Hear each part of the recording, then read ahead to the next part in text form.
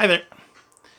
So the other day I was sitting in my office here, just reading on this couch, and I saw something out of the corner of my eye. And I looked down, and there was a black ant just crawling on the ground by my desk. And I don't know how it got in there. It must have hitched a ride on something, but it was just running around like it was lost. It didn't know where to go. And I kind of got a sense of, whoa, this must be what God feels like when He's watching us down here. And I didn't kill it. I decided just to watch it for a bit. If it was a red ant, I would have killed it because those things bite. And eventually, it went behind my filing cabinet, but I could tell didn't know where it was going. But that sense of like feeling like, oh, this must be what God feels like. It made me think. We sometimes we're literally running around like chickens with their heads cut off because we don't know what we're doing. But often we do know what we're doing, but we're just so busy. We're running back and forth. We're doing so many different things. Maybe, like, I don't know how you're doing, but I'm feeling tired because of this pandemic, like just worn down. Sometimes, we don't know what's coming up. We don't know what's going to happen next. Sometimes things are going well.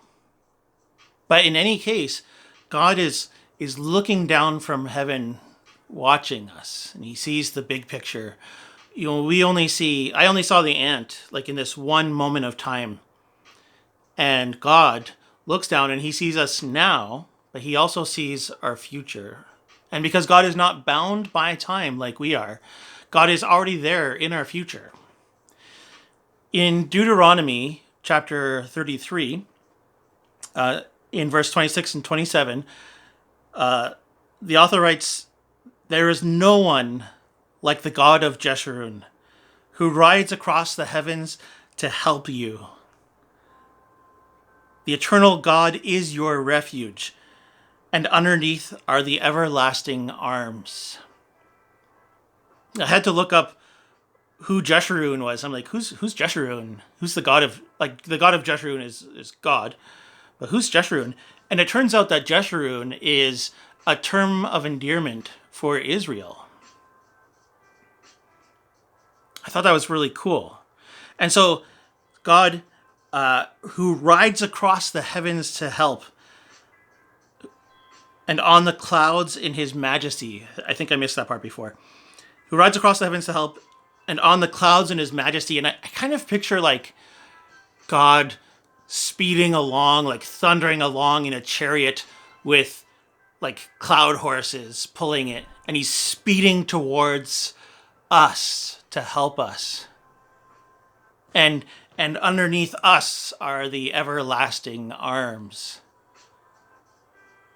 And so, regardless of how you're doing, whether you're doing well, whether you feel like things are in hand, or you feel overwhelmed, or you feel out of control, God speeds toward you to help you. You are under His everlasting arms. And the promise of Scripture in many places is that when we go to God for help, we will not be disappointed. He will be our help. And so He speeds towards us to help, and He waits for us to come to Him for help. And so run to God. He is speeding. I'm just going to read it again. There is no one like the God of you, daughter, you, son, you, follower of Jesus. There was no one like your God, who rides across the heavens to help you, and on the clouds in His majesty. The eternal God is your refuge, and underneath are the everlasting arms. And that is a sure promise we can be confident about. Well, that's it for me today. God bless, and I'll see you soon.